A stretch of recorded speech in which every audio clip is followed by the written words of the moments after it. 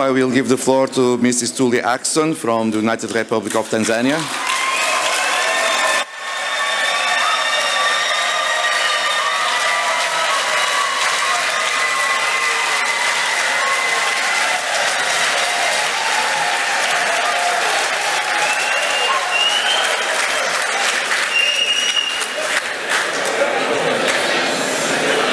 Ms. Tulia, please.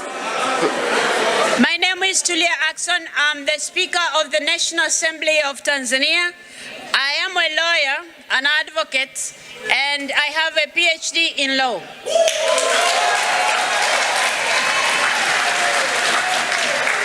I served as the Deputy Attorney General of the United Republic of Tanzania at the age of 38, and I also became Deputy Speaker of the National Assembly of Tanzania at the same age, and until last week, I was the President of the Africa Geopolitical Group in the IPU.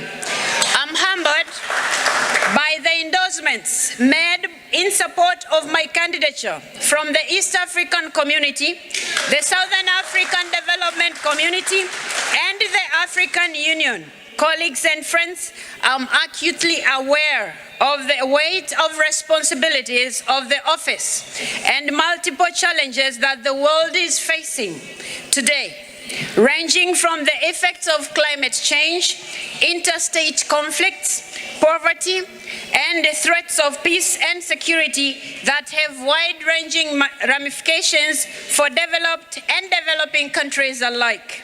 I am confident, however, that if I'll be elected as president, I will have you, colleagues, to work together in shouldering these responsibilities.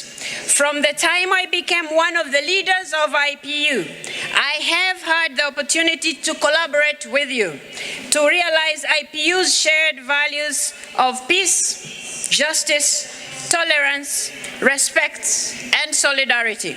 My participation in IPU meetings and other activities has given me a deep and clear understanding of its vision, mission, and the role it plays in the world.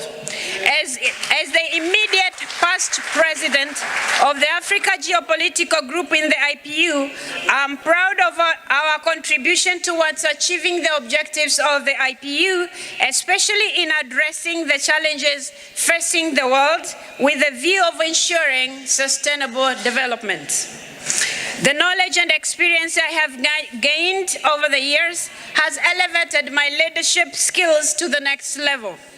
This has given me the urge to vie for the top leadership of our institution.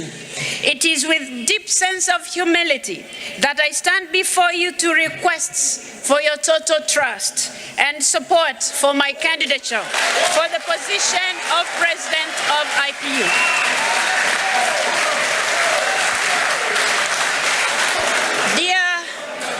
Dear colleagues and friends, my vision is to work with all member parliaments of the IPU to align our organization with the fast-changing realities of our world.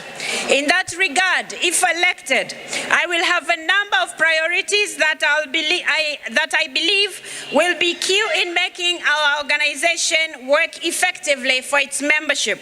Transparency and accountability will therefore be at the forefront of my leadership.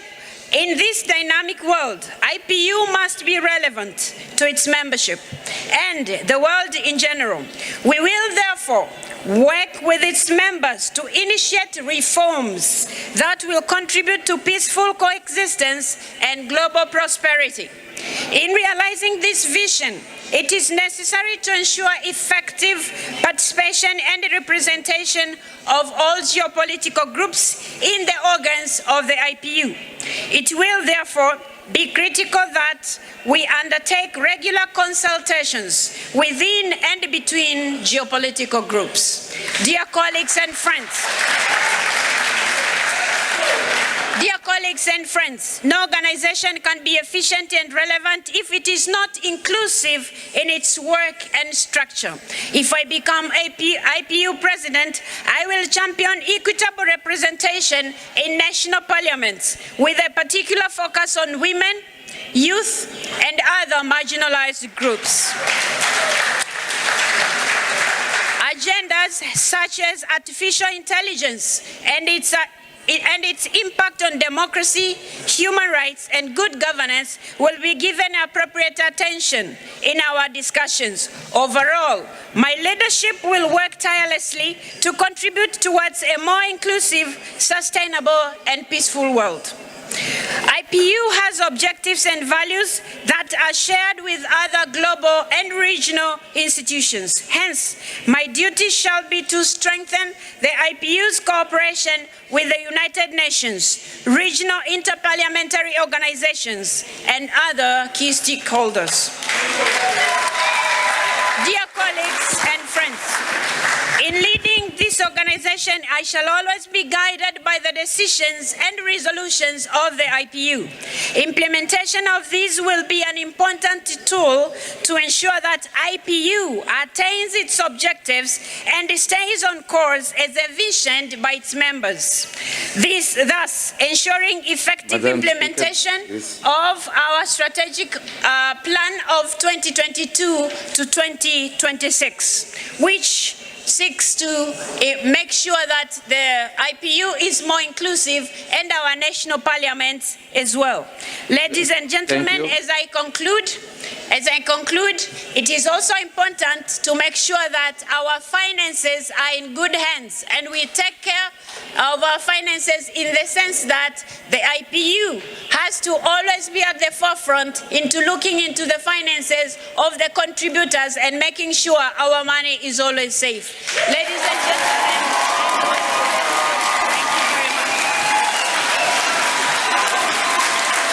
thank you very much. Thank you, Madam.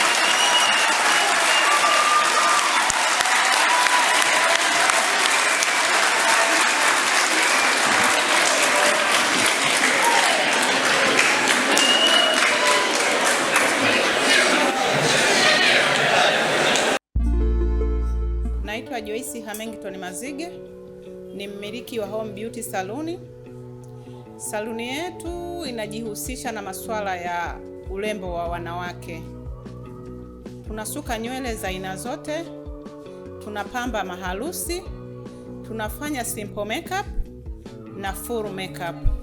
Saluni yetu iko maeneo ya NBC Ribet karibu na Msua Pharmacy. Tunapokea wanafunzi wa field. Kwa mfano kama hapa tuna wanafunzi waliotoka kwa Flora Nifo. Ni wanafunzi wazuri sana, ni waelewa, wana nidhamu na wameshajua kila kitu hasa kwa masuala ya nywele. Kama unavyoona hapa wako na wateja, wanawahudumia vizuri na wateja wanafurahia huduma zao.